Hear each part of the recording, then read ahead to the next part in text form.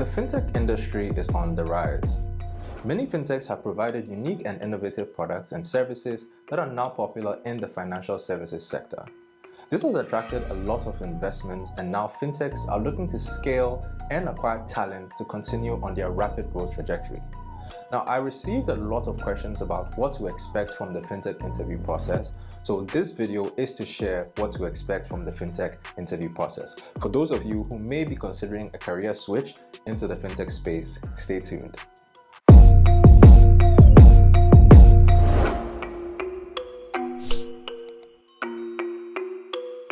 Hello friends, my name is Jeremy. Welcome back to the channel, and if you're new here and haven't yet subscribed, please consider doing so, because on this channel I speak about agile transformation, digital strategy, and personal development.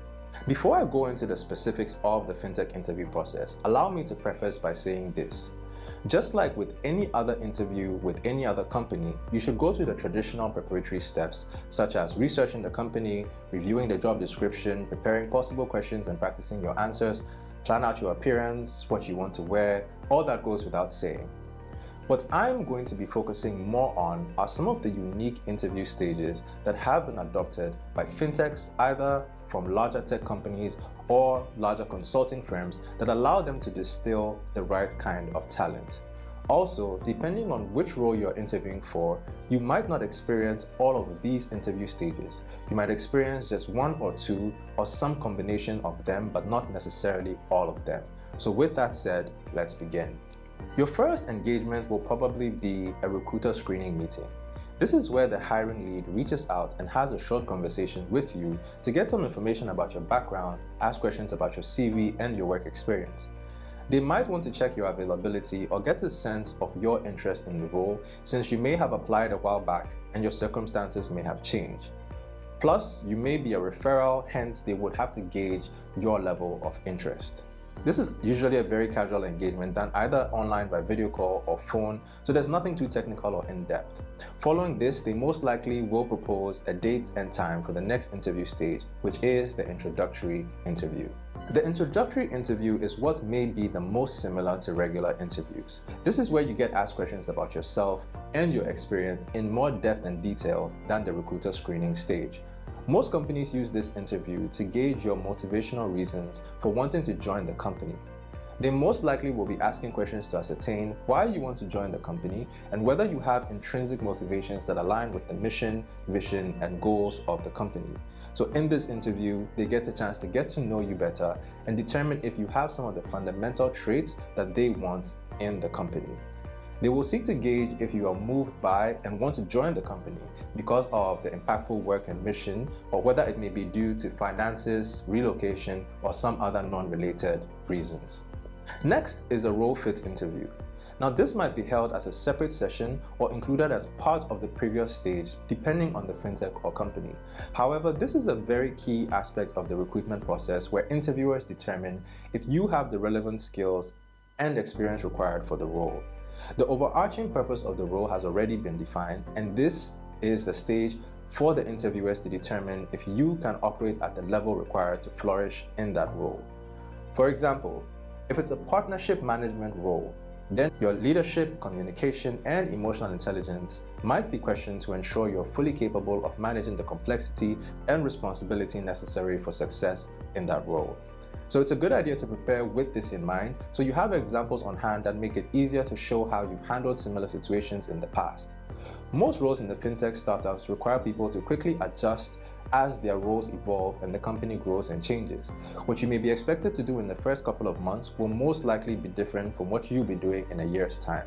So an agile candidate is what is sought for that role. The next stage will be to assess your technical capabilities. After assessing your role fit, the recruiter will seek to determine your cognitive abilities or thinking style. This may take the form of case studies or technical tests. You may have to take a psychometric assessment or deliver a presentation to a scenario-based question. Your ability to apply prior technical knowledge and experience to certain problems that may exist in the company will help the interviewers gauge if you can truly add value. Additionally, your ability to think in an innovative manner and apply the knowledge from your qualifications and experience in new ways may be judged throughout this interview. It's always a good idea to practice well ahead of this stage, and the recruiter most likely will give you a reference site where you may access similar style questions in order to prepare. The next stage is the culture fit. This is also an interview stage that may be merged with the aforementioned stages or treated separately depending on the institution. For a fintech that is very concerned about maintaining and promoting a specific work culture, this will be held separately and be focused on ensuring that you embody the same values, beliefs, and behaviors that the company represents. As you may know, hiring a candidate that does not fit the company culture can be a serious problem because although they may be smart and experienced, they may often create an unhealthy atmosphere in the workplace. On the other hand, a team that has the same values and believes in the company's vision is more likely to achieve goals and be more productive. So at this stage, you might get a lot of questions such as, describe the type of work environment where you can give off your best and be most productive. These type of questions help the interviewers to determine if you align with the culture of the organization or not. Finally, the last stage is usually to determine your growth potential and your ability to work with and positively impact a team. Most fintechs have a number of specialists who need to collaborate to solve complex problems. These cross-functional teams allow fintech startups to remain flexible and execute fast in order to deliver on their purpose. The interviewer will seek to determine your ability to work well with others to deliver value within their unique cross-functional team framework. Additionally, your ability to grow within the company is a very key factor that fintech startups seek to identify.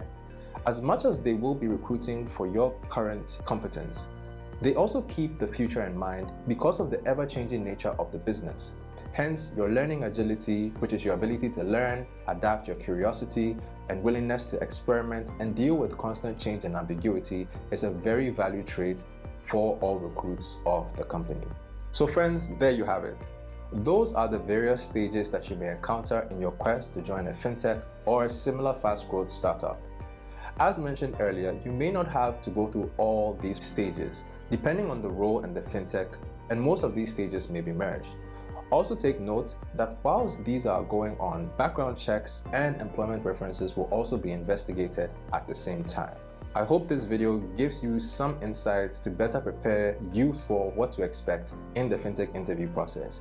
If you found the video valuable, remember to give it a thumbs up. And if you had a similar or different experience, drop a comment so we can engage in the comment section.